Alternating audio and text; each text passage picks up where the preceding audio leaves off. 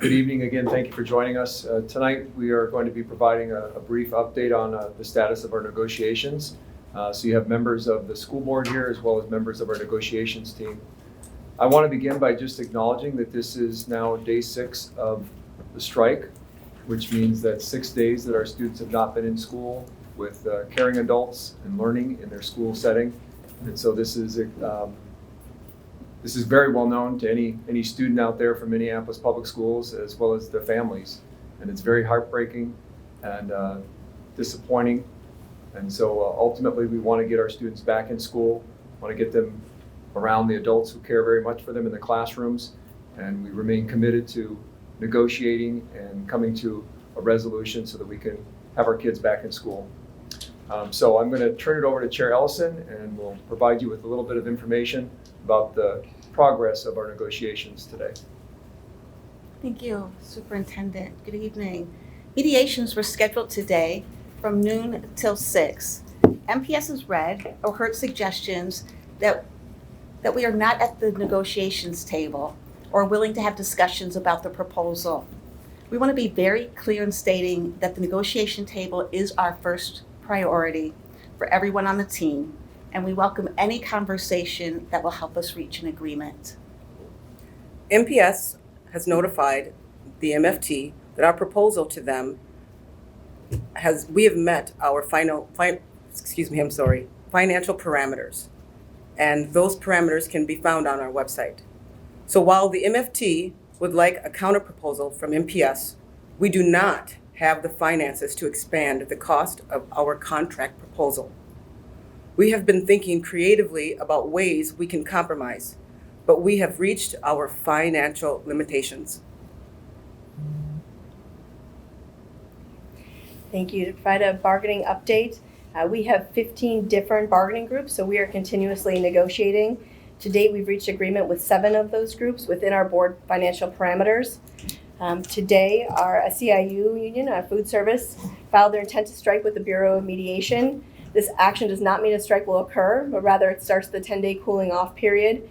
The soonest a strike could begin would be Tuesday, March 28th. We continue to meet with them to work to reach an agreement and avoid a strike.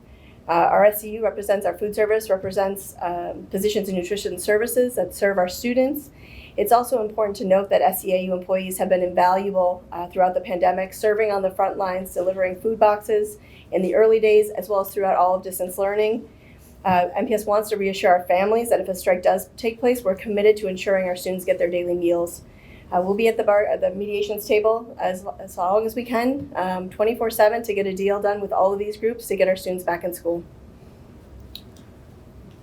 I want to say that our hearts are heavy that our students are not in buildings surrounded by the caring adults and with their needed supports. We remain committed, again, to working with MFT and negotiating a contract that provides fair wages and is fiscally responsible. I will also add that we've been very fortunate to have a number of community partners that have stepped up to support our students in our community during this time period. And just highlight and reinforce again what we're offering. We do have childcare supervision available for students in pre-K through 5th grade at a number of our sites right now. And transportation is available if needed, and just encouraging families, if they need this level of support, to call their school and we'll get things coordinated. Also want to highlight the support that we received from the Boys and Girls Club, YWCA. They have childcare openings at various locations, as well as the Minneapolis Parks and Recs Board, Recreation Board is offering a drop-in enrichment programs and activities for students at several sites. And then finally, on our website, we have resources for enrichment for our students that families can access to, again, keep children connected to activities around enrichment and learning opportunities during this very, very difficult time. So with that, we will open it up to questions that you have. And certainly, like I said, we have members of the negotiations team here. And if we're not able to answer your questions directly, we will make sure we get back to you. Just before we forget, can everybody just go down the line and identify themselves, just so we don't mix anybody up? Sure. I'll start. Ed Graff, Superintendent. Hi, Kim Ellison, Minneapolis Board Chair. Kimberly Caprini, Minneapolis Public Schools Board Treasurer. Maggie Sullivan, Senior Officer for Human Resources. Eric Moore, Senior Officer of Accountability, Research, and Equity. Superintendent Graff, I guess we'll start with you. You know, how do you feel negotiations are going at the moment? Are you seeing any sort of light at the end of the tunnel here? Well, we remain committed to the negotiations process. We've been working very closely with the mediator over the last couple of days.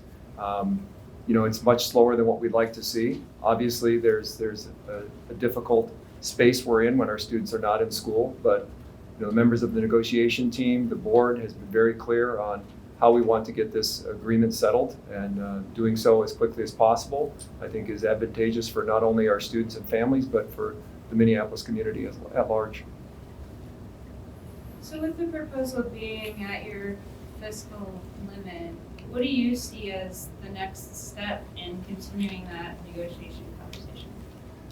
Certainly, when you're in mediation, there has to be give and take. And so I would expect that we'll see some creative problem solving, some different ideas being passed across the table, opportunities to collaborate, maybe have a little more discussion about what the hang up might be with language, or getting creative as to how the dollars are really put into different places that MFT or ESPs would like to see.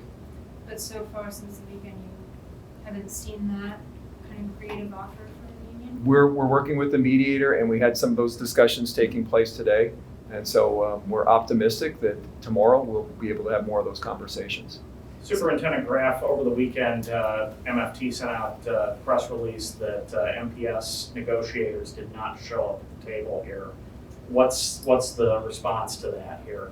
Well, I will certainly say that we've been available based on the mediation schedule that we've been provided. And I won't speak for members of the team, but Chair Ellison and I have been here through the weekend and last week as well. Chair, anything else you'd like to add? No, I can say that we have been waiting, and I know we've been working with the mediators on, you know, what information do you need from us, but we've definitely been in the room every day. How many hours have you been at the table since the strike began? Approximately. We've had 20 mediation sessions with the ESP and MFT unions. Some of those have lasted over 12 hours. Some of those have been half day, but over 20 mediation sessions at this point. But not since the strike began. Not since the strike began, sorry. Since total. Total. Yeah, just want to make sure we clarify that. And that's mediation sessions, not negotiations. That's mediation sessions.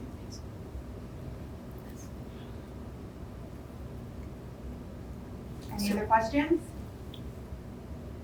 I'll just add that we look forward to providing updates on a regular basis moving forward, and appreciate you being here so that we can share information with the community about what's taking place in the negotiations. Superintendent Graff, one last question here. What do parents in the district, what should they be preparing for this summer here? I mean, are we talking about going potentially into June here with classes if we don't get this resolved here soon? So we know that with statute, we have a required number of days that we have to be in session in order to receive funding from the state. And that is a statute requirement. So we're currently evaluating very carefully what those requirements are for each one of our schools. They differ at elementary than they do at middle and high school.